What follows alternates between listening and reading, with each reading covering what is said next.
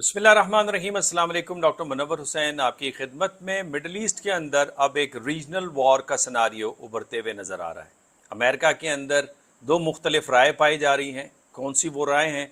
और साथ में अब प्रेसिडेंट ट्रंप ने एक दावा किया है ट्वीट करके, और जो कि अभी अभी ट्वीट आई है, जिसके मुताबिक उन्होंने ये कहा है कि स्ट्रेट ऑफ हॉर्मुज़ खुला हुआ है मुकम्मल तौर पे। न फ़कत खुला हुआ है बल्कि ईरान के जो बंद करने का जो मामला है उसे हमने कंटेन किया है, लेकिन फेयरली जो भी वेसल यहाँ से गुजरेगा, हर कोई गुजर सकता है सवाए ईरान के, लेकिन जो भी गुजरेगा वो 20% कॉस्ट हमें पे करेगा हमें, ताकि हम इस को मेंटेन कर सकें। इस हवाले से जो अंग्रेज़ी में उन्होंने ट्वीट किया वो मैं आपके सामने रखता हूँ। The Hormuz straight is open and will remain open with और without Iran. We are reinstating the Iranian blockade, so named because it is only stopping Iran's ships or customers from entering or leaving. All other countries will have fair and open use of the strait. The USA will be, from this point forward, known as the guardian of the Hormuz Strait, but as such and as a matter of fairness will be reimbursed at the rate of 20% on all cargo shipped for any and all costs necessary to do the job of providing safety and security to this very volatile section of the world. The process and formation will begin immediately. Thank you for your attention to this. ये president Trump claim कर रहे हैं, लेकिन जो आज़ादाना ज़राए हैं वो इस बात को कंफर्म कर रहे हैं कि स्टेट ऑफ हॉर्मुज़ क्लोज है, किसी किस्म की भी वेसल की वहाँ से आमदो रफ्त नहीं हो रही। और दूसरी पॉइंट ये कि ईरानी ज़रा रुक के जवाब देते हैं। जैसे मिसाल के तौर पे उनके आयतुल्ला रहबर की जब तदफीन हो गई तो उसके बाद आपने देखा कि रात को बड़े भरपूर जवाब दिए, जिसके नतीजे में बहुत सीरियस नुकसान पहुंचा है ख़ुद अमेरिका के इत्तेहादियों और उनके अड्डों को, चाहे वो उर्दन के अंदर हैं, चाहे वो कतर के अंदर हैं, चाहे वो कुवैत के अंदर हैं या बहरीन के अंदर हैं। इस हवाले से जो अब तक की इतलात हैं उसमें जो अमेरिका के ख़ास एयर डिफेंस सिस्टम जो कि खामोश और छुपे हुए थे, जिसमें थॉट सिस्टम है, पेट्राइट सिस्टम है, वो 4 के करीब उन्हें भी हिट किया गया है। इसके अलावा उनके जो अर्ली वार्निंग रेडार सिस्टम लेके जहाज़ चलते हैं उनको हिट किया गया है। इसके अलावा बहुत सारी ऐसी जगहें बताई जा रही हैं जिसमें ईरान के कदर, अमाद और खैबर शिकन जो मिसाइल हैं उन्होंने हिट किया है। ये तो खबर यहाँ तक आ गई, लेकिन जब मैं कहता हूँ कि ये रीजनल वॉर में कन्वर्ट हो रही है तो उसकी बुनियादी वजह यह है कि सना के ऊपर आज सऊदी अरब के जेट तैयारों ने हमला कर दिया और अंसारुल्लाह ने इस बात का आदा किया कि सऊदी अरब के साथ जो हमारा जंग बंदी का मुआहदा था वो ख़त्म हो गया, अब इसका जवाब हम देंगे। तो लिहाजा ये वो वजह है जिसके बाइस में कह रहा हूँ कि अब ये रीजनल जंग का किरदार अदा करने जा रही है। इसके साथ जनाब ईरान ने जो कल और आज में जिन अहदाफ को निशाना बनाया है उसका नक्शा जारी कर दिया है, और नक्शा मुख्तसर अंदाज से मैं आपको दिखाता हूँ, अगर आपको नज़र आ सके। ये नक्शा उन्होंने जारी किया है और इसको मैं कोशिश करता हूँ अगर मैं एडिट कर सका तो ये मैं आपके सामने रखूँगा, जहाँ पे उन्होंने मुख्तलिफ जगहों के ऊपर हिट किया है। इसके साथ जनाब जो अगली ख़बर आ रही है वो ये आ रही है कि जो सना एयरपोर्ट के ऊपर हमला हुआ है उसमें अब तक ये तो इतलात नहीं आई कि वहाँ पे क्या नुकसानात हुए हैं। अलबत्ता जिस तरह मैंने कहा कि वहाँ की जो मलेशिया है उन्होंने ये ऐलान किया है कि जारियत के एक सरी और डटाई के अमल में सऊदी ने सना के बैनुल-अक़वामी हवाई अड्डे को मुतअद्दिद फ़ज़ाई हमलों से निशाना बनाया। इस तरह कशीदगी में कमी का मरहला ख़त्म हुआ और इसकी जारियत के नताइज भुगतना पड़े। हम इस बात की तस्दीक करते हैं कि ये जारियत बिला जवाज़ और सज़ा के बग़ैर नहीं जाएगी। ये मेरा वो पॉइंट ऑफ व्यू है जिस पॉइंट ऑफ व्यू से मैं ये बात कर रहा हूँ कि मामला इस वक्त हमें बिगड़ते हुए नज़र आ रही है। लेकिन ईरान ने वाज़े तौर पे ये ऐलान कर दिया है कि हमारी इजाज़त के बग़ैर कोई भी टैंकर वहाँ से नहीं गुजरेगा और न वो अबूर कर रहा है। और इसके बारे में इस वक्त जो मंथली हॉर्मुज़ वेसल ट्रैफिक है, अगर उसको आप गौर से देखें तो उसकी तस्वीर कुछ ये बता रही है। अगर आपको नज़र आ सके, होपफुली आपको पता ही नज़र आ रही है नहीं आ रही, जिसके अंदर जो हॉर्मुज़ की ट्रैफिक है वो तकरीबन रुक के रह गई है। अब जो ईरान ने आज हमले किए हैं उसकी तफसीलात भी बताता हूँ, उसके बाद मैं जाता हूँ अमेरिका के अंदर जो दो मुख्तलिफ राय इस हवाले से पाई जाती है। रात भर जो ईरान के हमले हुए हैं اس میں IRGC کے کلیم کے مطابق یعنی ایرانی ملیشیا کے کردار کے مطابق جو اردن میں پرنس حسن ایئر بیس ہے ان پر ڈرون اور میزائل حملے ہوئے ہیں جہاں پہ ایندھن اور گولہ بارود کے گوداموں اور ڈپو کو ٹارگیٹ کیا گیا ہے۔ دوسرا یہ کہ ڈرون حملے ہوئے جناب CNC سینٹر جو ہیلی کاپٹر کی ریپیئرنگ کا ایک ہال تھا، ایک فیکٹری تھی، اس کے اہم مرکز کو جہاں پہ P8 electronic warfare aircraft hangar بھی شامل ہے شیخ عیسیٰ ایئر بیس بحرین میں، اسے بھی ٹارگیٹ کیا گیا۔ فیول ٹینک اور علی السلیم امریکی اڈے پر جو پیٹرائٹ ایئر ڈیفنس سسٹم ہے، کویت میں احمد الجابر بیس کے اوپر اسٹریٹجک ریڈار سسٹم ہے، میزائل لانچرز اور گرا بالود کے ڈپو جسے ہیمرز 2 کہا جاتا ہے، میزائلوں سے بھرا ہوا تھا خاص طور پہ کویت کے اندر، اسے جناب ٹارگیٹ کیا گیا ہے۔ اس کے علاوہ امریکی FPS طویل فاصلے تک فضائی نگرانی کر جو ریڈار کرنے والا ایک جہاز تھا اسے نشانہ بنایا گیا ہے عمان میں۔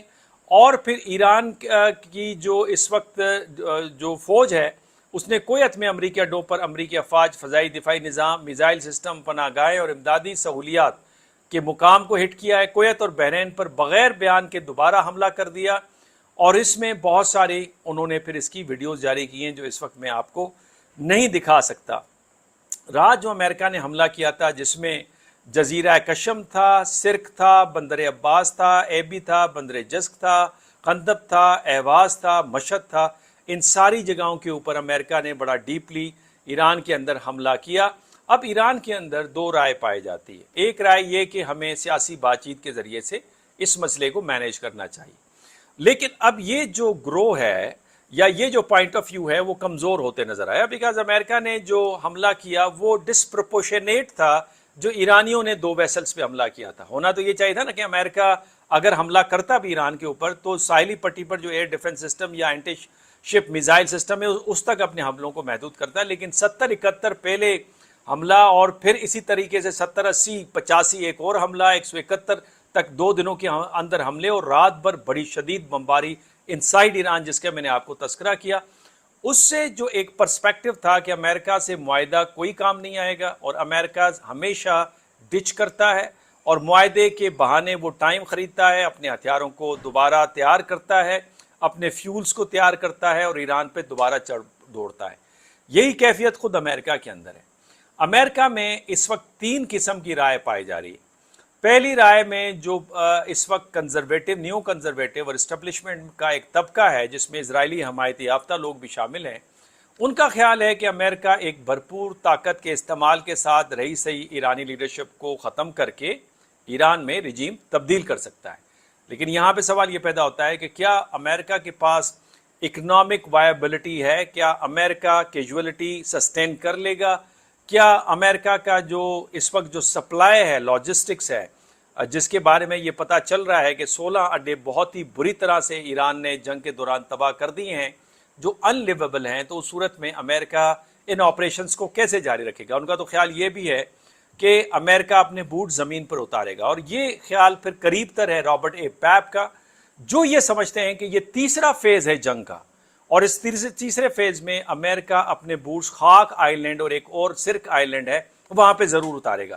لیکن وہاں پہ اگین سوال یہ پیدا ہوتا ہے کہ امریکہ کیپیبل تو ہے کہ وہ فوراً اتار دے، لیکن جو لاجسٹکس چاہیے ہوتی ہیں، سپلائیز چاہیے ہوتی ہیں، صحت ہیلتھ کے حوالے سے، اس کے علاوہ امیونیشن کے حوالے سے، خوراک کے حوالے سے، کیا امریکہ اسے جاری رکھ پائے گا؟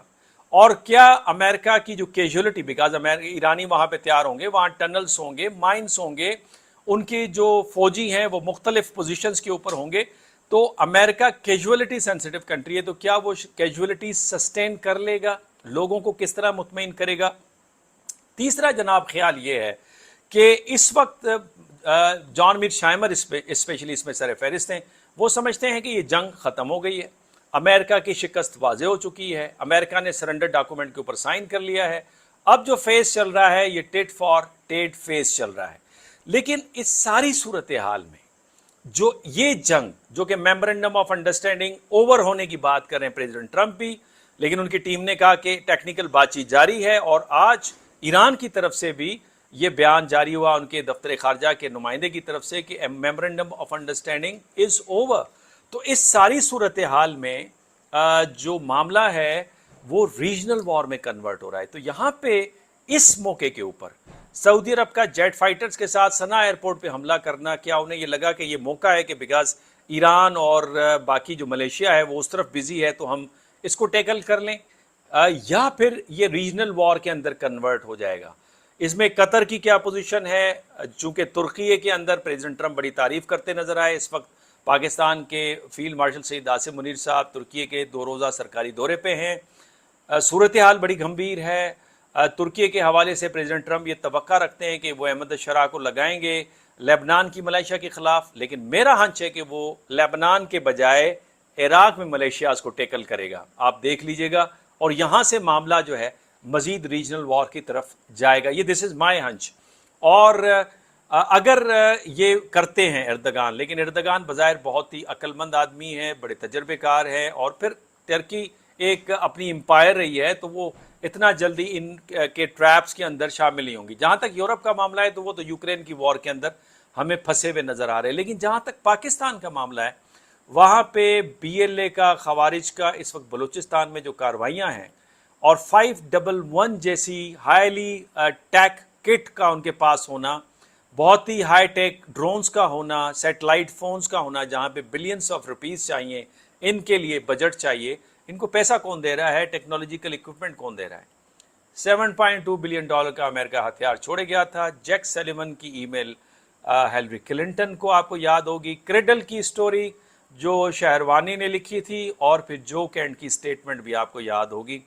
ان سارے معاملات کی کڑیوں کو ملائیں تو آپ کو اندازہ ہوگا این ممکن ہے کہ بلوچستان کے سیستان کے ایریا کو اتنا ڈیسٹیبلائز کیا جائے بلوچستان میں کہ یہاں پہ کوئی ٹروپس اتریں اور وہ ایران کی طرف جائیں. این ممکن ہے. حالانکہ پاکستان کے یہ جان بوجھ کے پاکستان نہیں کرے گا. پاکستان سنسیئرلی چاہتا ہے کہ یہ معاملہ حل ہو، بیکاز ہم نہیں چاہتے کہ ہمارا تیسرا بارڈر ڈیسٹیبلائز ہو. اس پہ آپ کی کیا رائے ہے؟ اپنی رائے سے مجھے نوازیے گا. اگر آپ کا کوئی الگ خیال ہے اجازت دیجیے.